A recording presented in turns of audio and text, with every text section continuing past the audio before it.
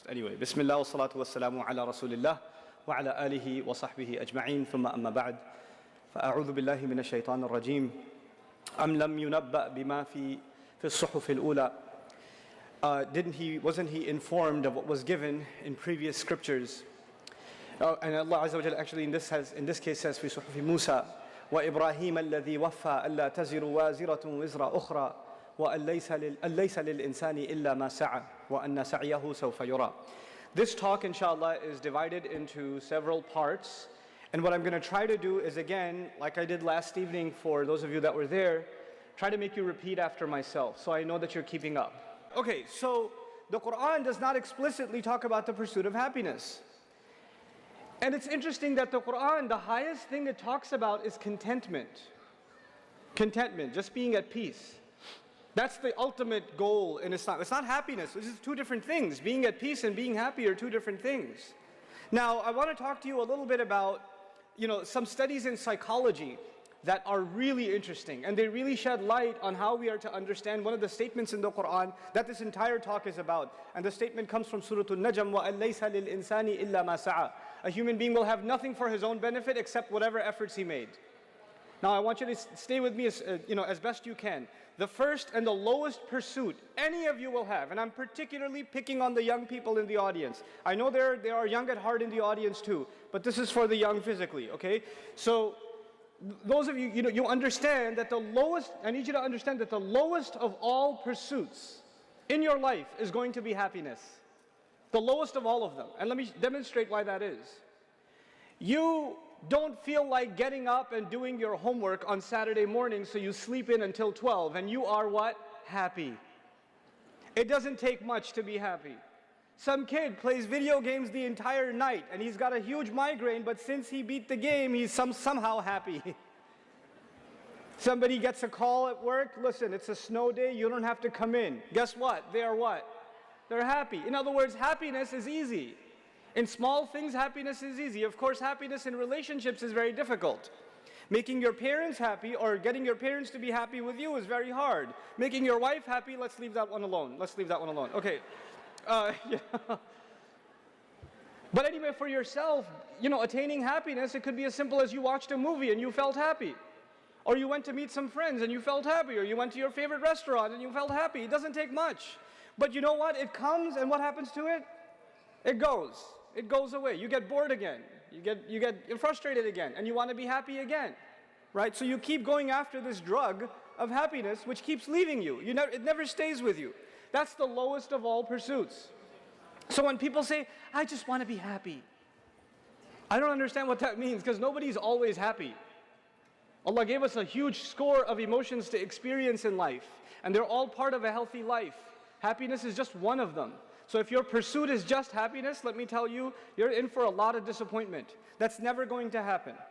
You're never going to be constantly living in a state of happiness. That's not how it works. I'm not saying you're going to be depressed, but I am saying that life is about struggle too, isn't it? When you're studying for your finals, you're not happy. When you're in the middle of a 3-hour final, you're not happy. When you're with guys, you want to work out. When you see the results, you'll be happy, but when you're working out and you're sweating and you're dying, you're not happy. Look at your face. Like you do the Sylvester Stallone. It's really like... So anyway, the lowest of all pursuits is what? Happiness. Let's go a step further. The second pursuit. It's a step further, which means it requires more effort. And every time I take a step, you have to go through more pain to get it. Okay, so the next step is the pursuit of cool. It's not the pursuit of happiness, it's the pursuit of cool. Cool just means nobody's gonna pick on me. I'm gonna blend in with everybody else. Nobody's gonna point at me and say, why are you dressed like that? Why do you talk like that? Why do you look like that? Why are you walking like that? Why are you hanging out with those people? Why did you buy that? Why are you driving that car? People will point at you and criticize you, and you just don't want that to happen. You want to fit in and not be the object of anybody's criticism. You just like to blend in and almost be invisible. You're cool like everybody else, and that takes work. So for example, those of you that are in high school, or even before that in middle school, how you dress to school is a really big deal. And actually, before you pick a shirt out of the closet, and before you pick the shoes that you're going to wear, the thought goes through your mind of who's going to be making fun of you for wearing it. It actually runs through your mind. You know, when you go shopping, when your parents say, okay, let's get you some clothes or whatever, when you go shopping or they give you money, the decision to buy whatever clothes you buy or the shoes you buy, actually a lot of it is driven by what people are going to think of you when you wear this. This is your pursuit of cool, and it takes more work to blend in. It's easy to be the weirdo that everybody else finds strange, but it takes work to be like everybody else. And a lot of young people, unfortunately, have to give themselves up. They have to pretend they are someone they're not, just to fit in. I've met kids that are maybe 14, 15 years old. I met this kid one time. He had a baseball hat on sideways. It used to be a thing, right? And he's got pants hanging down, and he's just kind of like, you know, and he came up to me and he started crying. And I sat him down, we started talking, and he tells me, you know, I hate dressing like this. I hate it. But if I don't, kids make fun of me. I could even get beat up. I have to dress like this. I don't like cursing, but I do a lot when I go to school because I have to fit in. There's the lowest pursuit, and that is that of happiness. One above that is the pursuit of what? Cool. Then there's a pursuit above that. It's the pursuit of popularity. I don't just want to blend in, I want to be the coolest person there is. I want to be the one everybody else wants to be friends with. I want to be the loudest one on the lunch table. I want to be the one that before anybody gets to make fun of me, I want to be the one that makes fun of everybody else. And that's a lot of times the kids that are popular in school, they're actually popular because they make fun of other kids. And everybody's scared that they'll be the next target, so they kind of come under their wing. So they're not the next target. This, by the way, I'm not just talking, even though I'm focusing on young people, this happens with adults. This happens with adults, absolutely. This happens with our uncles and aunties, absolutely. The pursuit of popularity means I just want to be talked about. I want to be the center of attention. I need people to be commenting on me. So I'm going to post a picture, I'm going to tweet something, I'm going to post, make a video, whatever I'm going to do so that people are talking about me. And every time that commentary starts going down, I need to do something new so the conversation starts anew again. And the pursuit of popularity is a strange thing because it makes people humiliate themselves. Like, for example, in the music industry or the entertainment industry, when an artist, their album went platinum or whatever, and everybody's downloading their song and it's no longer popular, then they have to humiliate themselves and make, disgusting videos or get involved in a controversy or, so that the tabloids about them, at least those are popular, because they couldn't get popular because of their own talent anymore. They couldn't sell the next music, the next bit of music video or next song or whatever, as they could the last one. So this is the pursuit of popularity, and in order to become popular, it takes work. You got to spend money, you got to spend time, you got to work on yourself, work on your image, and it becomes really important to you to maintain your image and to maintain that status among people, that profile among people. This is the next pursuit. But above that is another pursuit, and that is the pursuit of prestige. For college students, this is more important than elementary and high school, but for college students, this becomes a big deal. The pursuit of, what did I say? Prestige. I'm going to go in order. At the bottom, there's happiness. Then what's there? Cool. Then popularity. And now we're in prestige. Prestige means you want to be able to associate yourself with something that is very valuable. You want to be able to tell people, I went to Harvard. You don't tell them you went there for a weekend to pick up your friend. But you would like to use your name in the same sentence as Harvard. As a matter of fact, even if you're a freshman at Harvard, what have you accomplished? Nothing. You're at that school. What have you done in the world? Nothing. But you would like to have your name associated with a prestigious institution. You would like to have your name associated with a prestigious brand. So you'd like to wear clothes of a certain brand, and if the brand label is not mentioned, you want to have a conversation with people, forcing them to ask, where did you get that? And then you say, well, it's Armani, or something. Because you want yourself to be associated with that brand. That is when a car comes in. What kind of car are you driving? What kind of clothes are you wearing? What kind of people are you associated with? You don't want to take a selfie with someone because you would like to remember them. You want to take a selfie so you can post it so other people can feel like you're more important because you're standing next to this person. It becomes a matter of prestige. If it's just for you, it's great. But this is actually more about letting other people know how awesome you are. By association, not by accomplishment. And And by the way, in the religious community, in the Muslim community, another kind of prestige sometimes our parents go through is they want to make their kids a hafiz and a doctor. Those two things. A hafiz doctor, forget it. They're already in Jannah. There's deen and dunya, bam. Like, Rabbana atina fid dunya hasana wa fil akhirati hasanan. Done deal. You know? But they love telling people, this, you know, my son, he's a hafiz. You know? And they turn them into a trophy. Unfortunately, that's not why you memorize Quran, but it's happened. It's happened. Now, we are at the level of what? Prestige. So it's going to be a really big deal to you, for example, when you get your first job. Maybe you get your job at, I don't know, Microsoft or something, who cares, but whatever. If you get a job at a big company, right? You got a job at Google. They give you your badge. You wear the badge into the masjid. You know? Just because, you know, you use a lot of Google, they give you a special badge? No, I got a job there. You know? So you want to let people know what you've accomplished. Tafakhurun bainakum, Quran calls it. A desire to show to others what prestige you have. Anyway, I'm going to start at the topic, at the bottom again. What was the first thing? Good, happiness. Second thing, guys wake up. Second thing, cool. Third, popularity. Fourth, prestige. Above that, there's the pursuit of money. There are some people who don't care about happiness. They don't care about cool. They don't care about popularity. They don't care about prestige. All they care about is what? Money. And they know how to make a lot of money.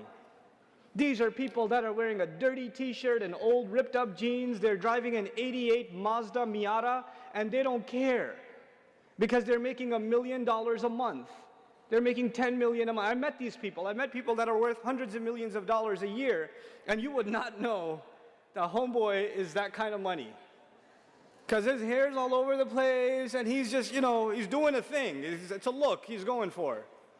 Or not going for, because he just doesn't care. He just knows how to do business, and he's amazing at business. And that's all he ever thinks about. All he ever thinks about is how am I going to increase sales? How am I going to expand? How am I going to open up the next warehouse? How am I going to do this? How am I going to do that? SubhanAllah. These people are incredible human beings. And by the way, as we move up this ladder, does it take more work? It does, doesn't it? It takes no work to be happy. It takes some work to fit in. It takes some more work to become popular. It takes even more work to have prestige or association with prestige. And it takes a lot of work to make a lot of what? To make a lot of money. It requires an incredible amount of work ethic. These people don't take a break. Then there's above that. There's even higher levels. And by the way, when I say it takes more effort, I need you to understand something. Every time I describe a higher level, you have to go through more pain to get there. You have to tolerate pain, grit, in order to get there. So we're going to go above money now. And above money, there's somebody who just wants to be number one. They want to have excellence. They want to have excellence. I don't want to be the programmer in my company. I want to be the top programmer in my company. I don't want to be a student in class. I want to be the #1 student in class. I don't want to get an SAT high score on the SAT. I want to get a perfect score on the SAT. I don't just want to be a basketball player. I want to be in the NBA, and I want to be the MVP. And they're never happy with themselves until they keep pushing themselves harder and harder and harder and harder and harder. They're never satisfied. These are the kind of people that pursue excellence in whatever they do, whether it's studies or it's exercise or it's athletics or it's, you know, their work field, their research, whatever it is, they need to be on top. They need to be #1. And you know who they're never satisfied, who they compare themselves to? This is important. You know who they compare themselves to? Themselves from yesterday. They don't care about anybody else. They don't look at anybody else. They know that they could have done better. So they're never satisfied. They never sit back. They're always saying, man, I need to do more. I could have done better. I know. And everybody else might say, wow, you're amazing. That's an amazing thing you did. And they're like, who cares? I know I could do better. So they don't even care about the praise and the accolades from people who think that they've done incredible things. They just keep pushing themselves harder and harder and harder. An easy example for you guys to think about is Michael Phelps, right? How many people praising this guy for beating all the records there are? But do you think he's sitting there saying, oh, I beat the records. Now I have the prestige so I can sit back. He wasn't after prestige. Clearly he's after what? Excellence. So he's never going to be satisfied. He's going to keep pushing himself. Like a machine, keep going forward and forward and forward, accelerate even more. These are, by the way, very few people in the world. Very few people. So a lot of you guys sitting here, once you get like a passing grade in school, now it's time for the pursuit of happiness. Put on the PlayStation, like, you know. Then there's the guy who gets a 99 and he's beating himself up. How did I make that one mistake? And it's usually not a guy, it's usually a girl. I tell you, on this point about excellence, I will make a comment about what I do for a living. One part of my career, I don't really have a real job, but a part of my career is I teach, you know, young men and women Arabic in an intensive program. It takes about 9 months to teach them some things about Arabic. And this half of the class is girls, and this half of the class is guys, 30 girls and 30 guys. And the sisters consistently, for the last 5 years, have completely destroyed the brothers in exam scores. Completely. But the guys consistently have been happier. Let me tell you something. The girls are always upset. Ustad, I know I got 100, but I'm not sure I understand fully.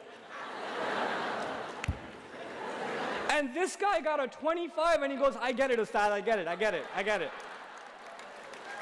I am dealing with two different species inside a classroom. They have a completely different mindset. So I have to tell these guys to wake up.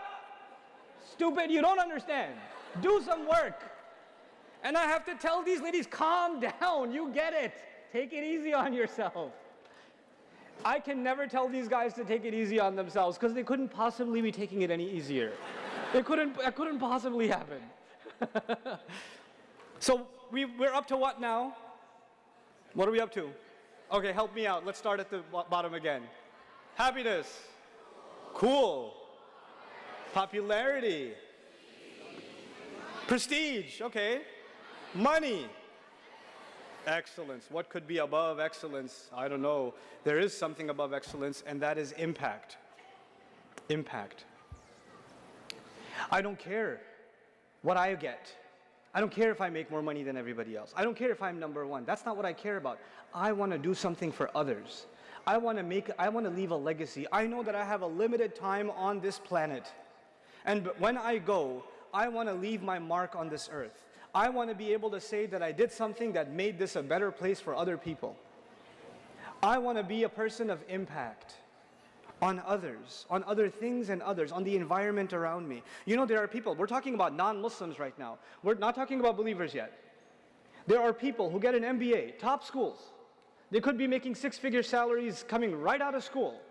And they're dropping those salaries and they're going to companies that are doing socially responsible work. And they're taking a major pay cut because they, instead of believing in money, they believe far more in impact. So they'd rather work with an organization that's helping, you know, reform the education system. Or a doctor who could be making a huge amount of money. So he just finished residency, he just finished everything, and he's now ready to get into the workforce, decides he's going to spend 3 years in Doctors Without Borders. You ever heard of this? You don't make money when you go to Doctors Without Borders. You risk your life to go to Doctors Without Borders. But why is this young man going? Why is this young woman going? Because instead of worrying about what kind of car am I going to get when the money starts rolling in, he or she is more worried about the impact they want to have on the world. They want to help. They want to do something good. And I tell you, that kind of selflessness is very, very few people. The higher up we go this ladder, the fewer people you find. And those people are incredible human beings. These are actually the human beings that have made changes on the planet. Think about people like Nelson Mandela or something. People that have spent time in jail because they believe in something, because they believe in impact. They want to do something more than themselves. They sacrifice themselves for the greater good. They don't even think about themselves. They are servants of a cause. And so these people are the people of impact. They're way even above the people of excellence. By the way, excellence is automatic for these people. Excellence is not their goal, it's a byproduct. You know why? Because if you want to have that kind of impact, you have to have what in yourself? Actually, you have to push yourself harder and harder. And you might wonder, maybe this is the highest goal somebody can reach, is impact. But no, there's something higher. There's the ultimate truth. Somebody pursues justice. Somebody pursues the truth. Somebody pursues an ideal. They believe in justice. And justice is something that you can never fully see in the world, can you? It's never going to fully be there. But they don't care. They're going to work towards it anyway. Now this, and by the way, when you work towards something you can't even see, it's the hardest thing to do in the world. If you're working towards impact, even if you see a little bit of impact, you get encouraged, isn't it? You get encouraged and it pushes you further. But when you work towards an idea, the cause of justice, you may not see justice ever. How are these people able to push themselves even if they're working towards something they've never even seen? These are the most incredible, resilient kinds of people. Once they believe in an idea and everybody else thinks they're crazy, they don't care, they keep going. And so I'm going to start at the top now, which is the pursuit of truth and the pursuit of justice, and tell you that the legacy of our prophets, all of them, alayhimu salatu wassalam, was actually the pursuit of truth. They cared about sharing the truth with people. And a lot of times on the Day of Judgment we learn from the Prophet sallallahu alaihi wasallam, there's actually going to be people that show up before Allah on Judgment Day, messengers showing up before Allah on Judgment Day with no followers behind them. No followers. Not one, not two, zero. Zero. What did they pursue? The truth. How much impact did they have? Zero. But they're still absolutely successful in the sight of Allah, yes or no? So now we need to understand something. We're going to go back to this chart again, but I'm going to focus on the last four. The last four, maybe even the last five. Let's see. Let's first talk about excellence. When you pursue excellence, you're never satisfied with who? Yourself. The question is, why aren't you satisfied with yourself? Just because you want to be better? No, if you understand Islam's point of view, you're never satisfied with yourself because every single one of you people is supposed to be in pursuit of impact. You're supposed to be thinking of other than yourself. And that's why you should never be satisfied with yourself. Allah has put more responsibility on you than you realize. I want you to think about this too. This is actually one of the most powerful statements in the Quran, and because it's not clearly translated, it creates a lot of problems. Allah says, "La yukallifullahu nafsan illa wus'aha." Allah does not put a burden on any individual except, now here's the weak translation, except to their capacity. Allah will not put a burden on you that you cannot bear. Have you heard this before? Okay, the Arabic would have been "La yukallifullahu nafsan illa bi wus'iha." If it was to their capacity, a ba would have been there. But actually, "illa wus'aha" yani kallafallahu wus'ana. The meaning is completely different now. That's the bare meaning. But you know what the true meaning of this ayah is? Allah has not burdened you with anything except your own potential. Think about what I'm saying. Allah has not burdened you with anything except what? Your own potential. In other words, did you have the potential to be better? Yes. Could you have done more? Yes. And Allah will hold you accountable for what you could have done. Not the bare minimum, but the maximum. Allah wants you to push yourself and push yourself and push yourself and show Him what you're made of. Show Him what you're made of. That's the idea of the pursuit here.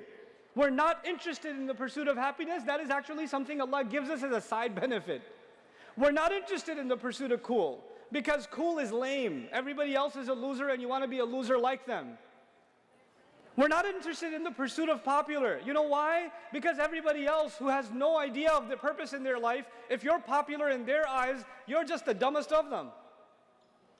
We're not interested in the pursuit of prestige, because we know prestige comes from Allah. Prophets were made homeless. They had prestige. These messengers were spit on and they had prestige. We've got the wrong definition of prestige. We're associating it with the wrong things. Are you giving me a water bottle? Thank you. Okay. Now,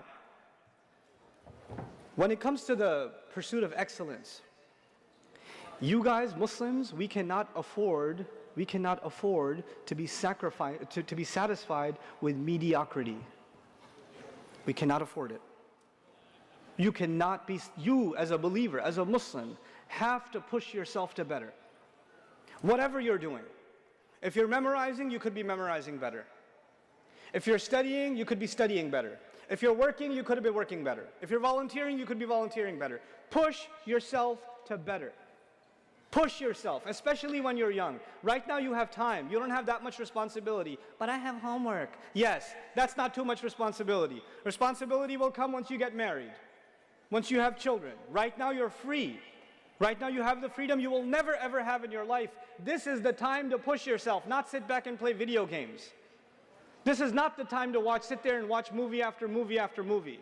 This is not the time to be excited about the new Avengers or whatever. This is not the time, not for you. You have much bigger things to do. The entire world is waiting on the impact that you will have. You can't sit around. Everybody else can, that's fine. They don't have higher pursuits. You have to be the person of excellence because you're from now thinking about impact. Every single young man and woman in this audience should be thinking about what did Allah give me? What talent did He give me? And what impact will I have on this planet because of it? What am I going to do with it?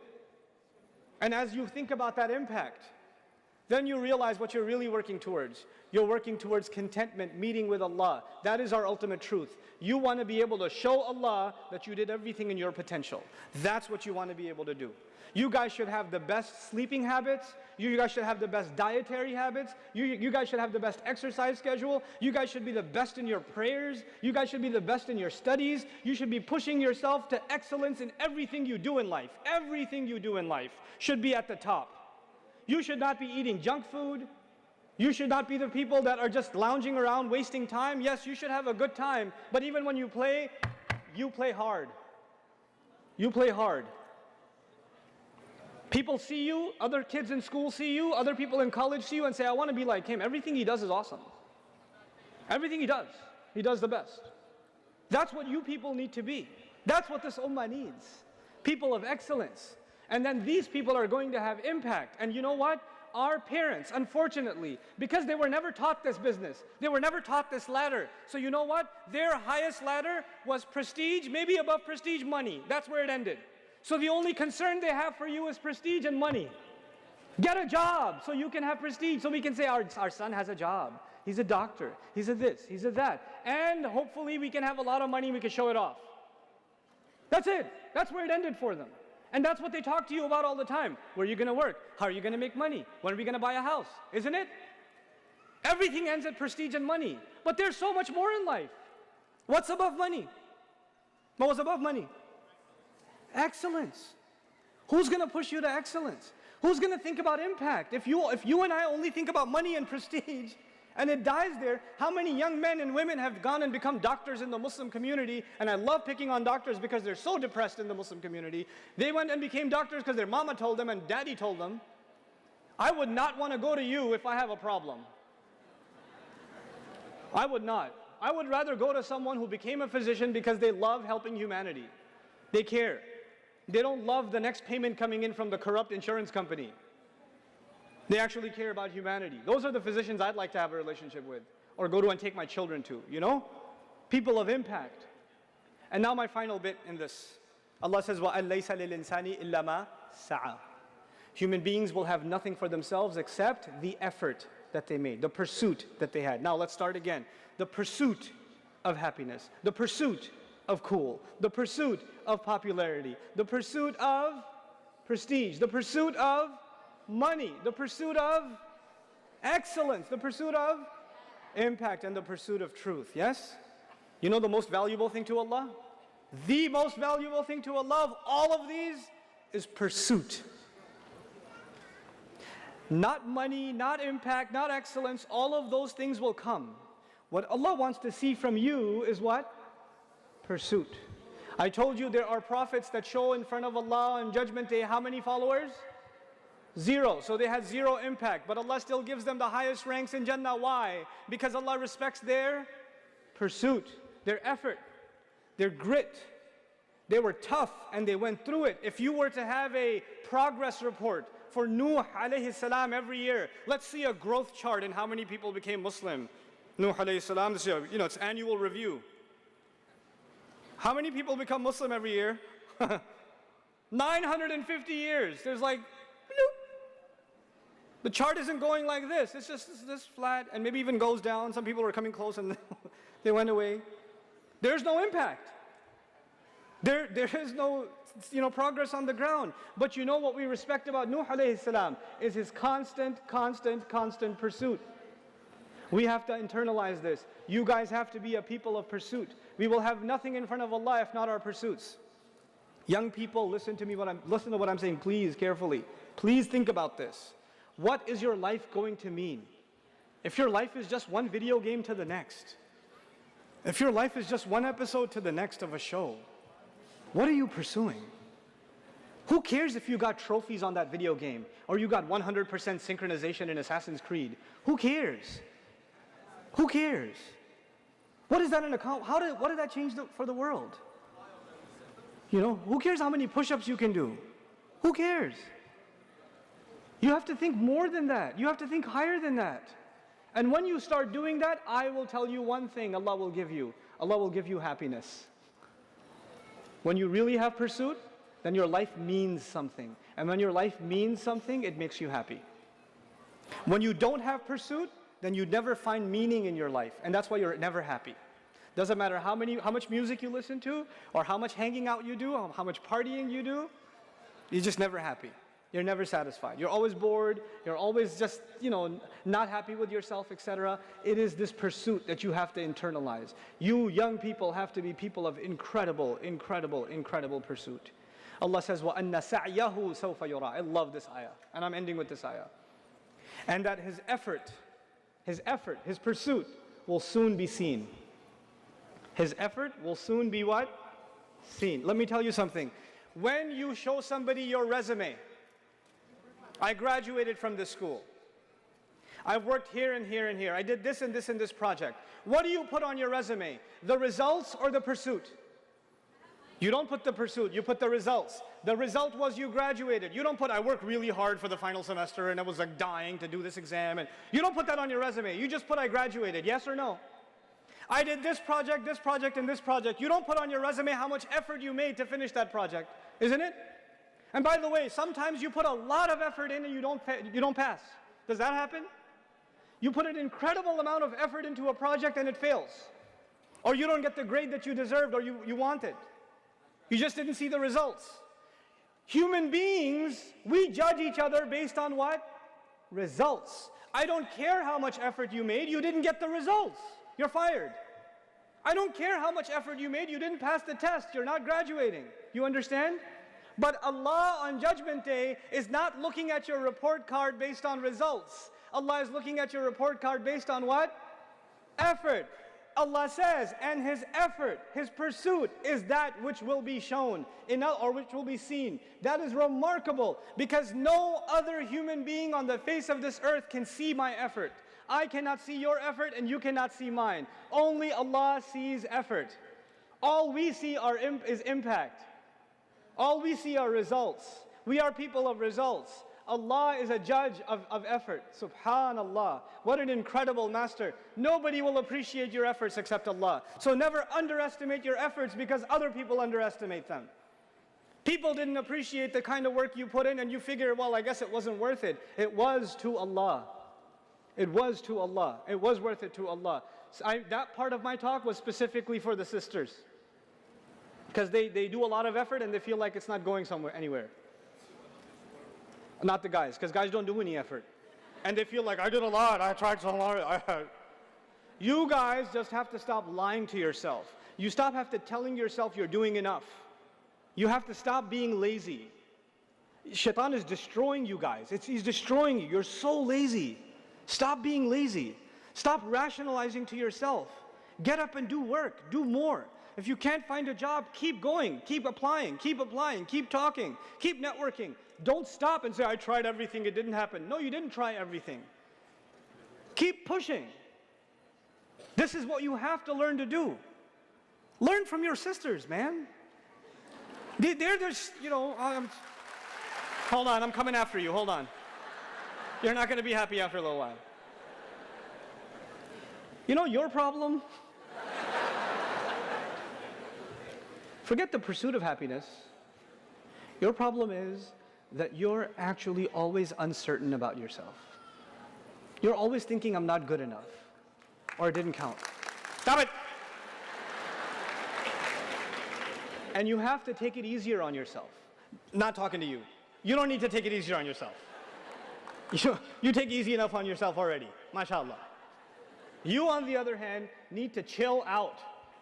You need to calm down. I've met sisters that are studying Islam, that are studying the Quran, but I don't have all the vocabulary yet. Yes, auntie, relax. You don't have all the vocabulary. It's not the end of the world. Allah is not interested in your results.